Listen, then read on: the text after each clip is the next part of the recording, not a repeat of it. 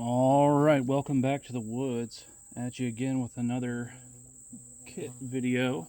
So, previously I went over my belt kit, my day hike kit, and now we're going to go over my overnight kit.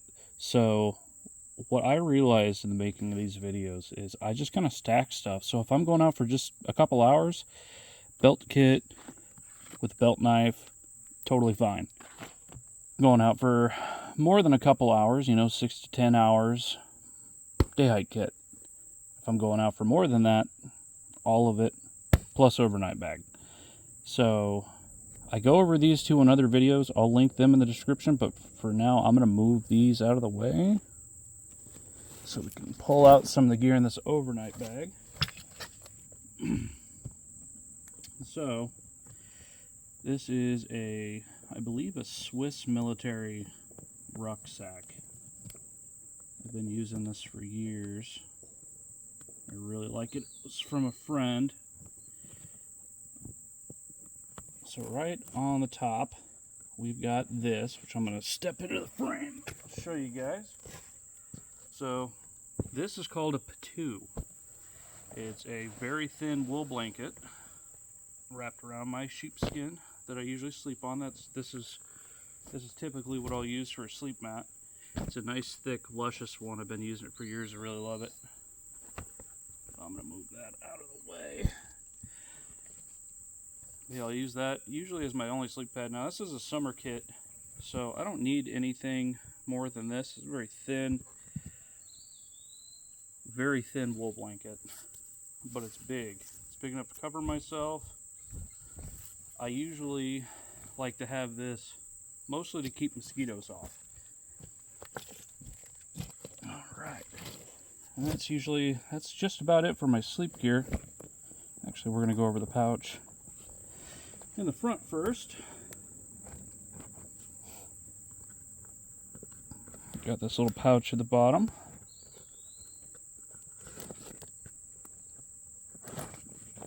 I don't keep much in here. I'll keep some of my random odds and ends, but what I usually keep in here is my battery pack.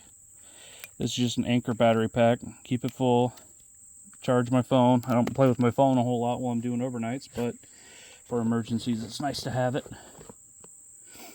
Also, I can use it to recharge my flashlight. This is my EDC flashlight through night TN12.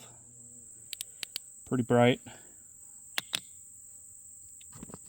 I believe that's all for there. I'll usually stick a first aid kit. Now, also, I have forgotten at home my little Kuksa cup that I usually carry on my belt kit. That would almost always come with me. I love that thing. I've also forgotten my tarp and my trauma kit. Like, typically when I go on overnights, I'm not worried about like getting in gunfights or anything. Oh, talk about this feature. This bag has this little insert. The whole bag is basically a dry bag, which is really awesome. I love it. That ties like that. But I'm not worried about getting in gunfights or anything when I'm out doing overnights. But what I have it for is I almost always do a lot of carving. I'll carve like a bowl or a plate or something when I'm out, and there's definitely a risk of getting an arterial bleed, so it's good to have that. I'll go over that in another video. It's basically just a standard trauma IFAK. So in my day pack, I've got my Grail water bottle, filter water bottle. Jeez, can't talk today.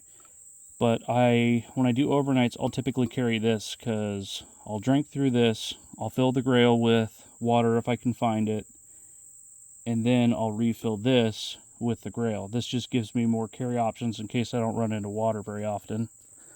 Like, there's a drought right now. It dumped down a little bit. That's why I'm a little wet just now, but we're due for a really good rain.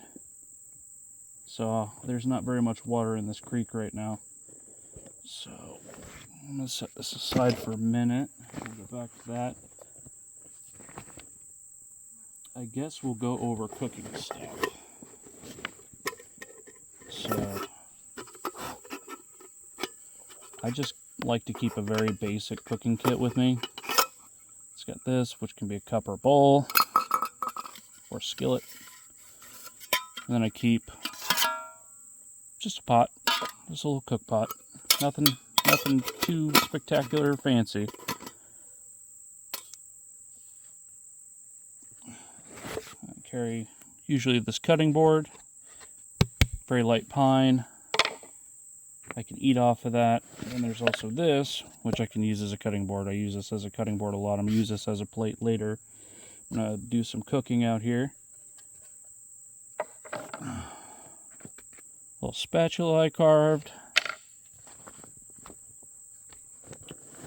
I believe that's pretty much it for the cooking. So I'll also carry this. I use this as a ground cloth more often than not. It's just a grabber heat sheet. Or trauma blanket, whatever you want to call it. I usually keep that. That could be either something that I can rig up shelter with, or just use as a ground cloth, or if it gets way colder than I expect, like right now it's summer, I don't think it's going to drop below 50 at any point. But yeah, I can use that as a blanket if I need to. Then I've got my hammock, which has decided to come out. It's a good spot for a hammock. I'll usually try to do that because that saves a lot of work setting up camp. And I've got for my tarp that's not here, I've got this already pre-made line that I use to hang up my tarp. And it's got these hooks with pressing knots, so I can slide it to wherever I need to do whatever I need. It's 1100 paracord, I believe this is. So it's real heavy duty stuff. It doesn't stretch out much overnight. I got these Night Eyes adjustable carabiners that I can use to set up whatever, but that's pretty much all I need for ridgeline. So typically when I do my overnights, like I said, I like to carve and make things. So I've gotten ads. I like to carve bowls. I like to carve things like this. I did not carve that, but I've gotten ads, which lets me carve out bowls, scoop things. I've got a spoon knife, which lets me get the finer things and finish off bowls, plates, spoons, cups, like my kuksa. I believe I use this for my kuksa. Got this, which goes in there, which is just like, I call it my cheater fire kit. I've got like waxed paper, I've got a bunch of shaved fat wood, I've got waxed cardboard, a bunch of fine tinders. This is just a candle soaked in a paper towel. Some leftover wax, but this is if I just don't really feel like doing a hard fire. This is what I'll use typically. And then I think this is pretty much the last thing in here. I keep this headlamp, which I would love for this to be rechargeable, but it's not. So it's got its normal thing. You know, what keeps me from switching to a rechargeable one is the fact that I can do this. I can pull this out, hand this to someone, let them, you know, borrow it if they need, because people typically come unprepared when it comes to light. Or if I need light in a spot to do something, or a little bit of extra light, I can pull that off. And it's really nice. I think this just takes, yeah, 4 AAAs, which I usually keep those in there. I forgot those as well. But yeah, that's pretty much it for the main stuff. And then there's, I call this like my craft bag. Kind of got all kinds of random odds and ends in here. So we're gonna,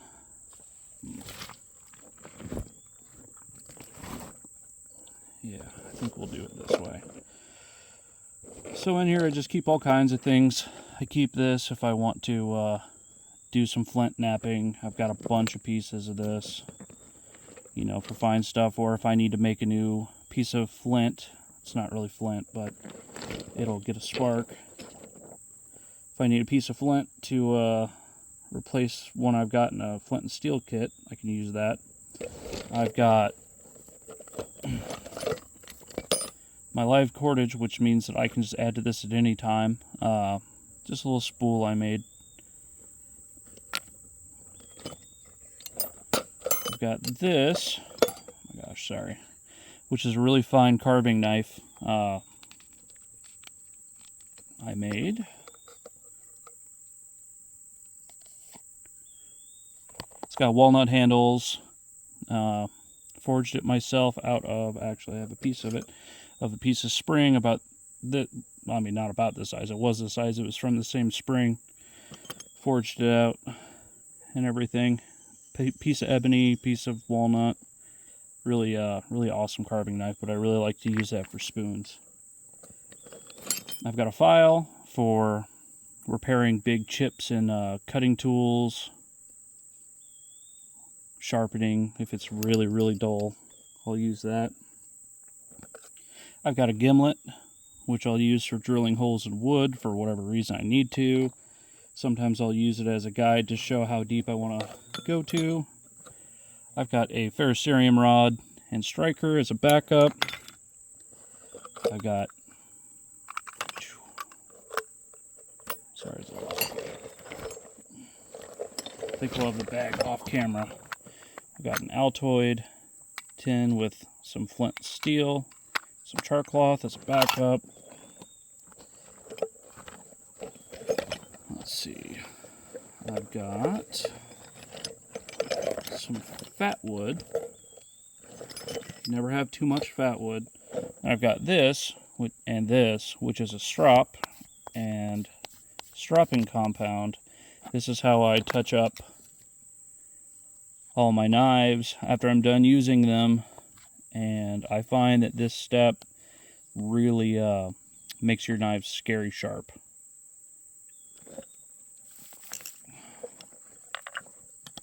Let's see, I've got a couple of blocks of beeswax. Sorry if you've seen this in another video.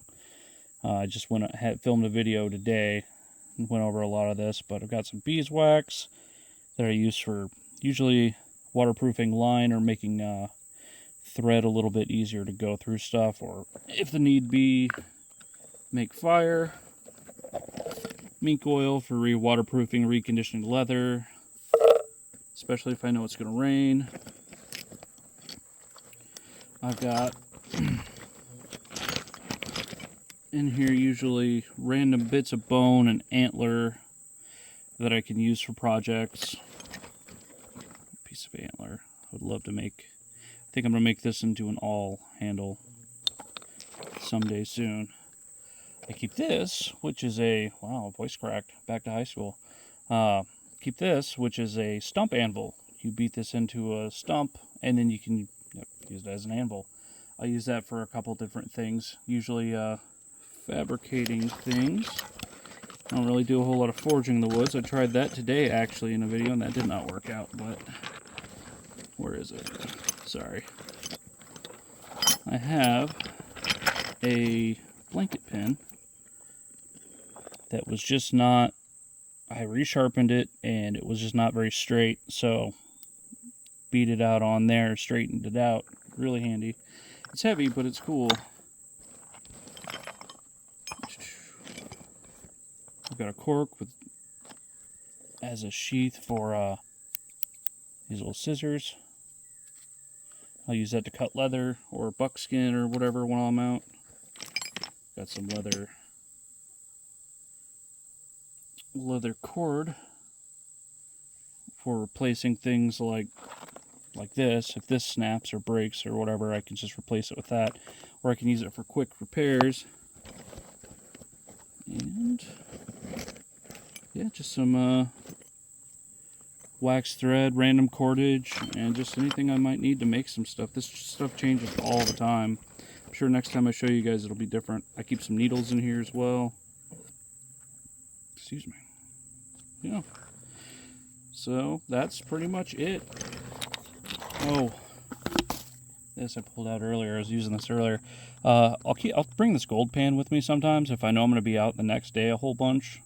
I've never really found any gold in the wild, but it's fun to practice.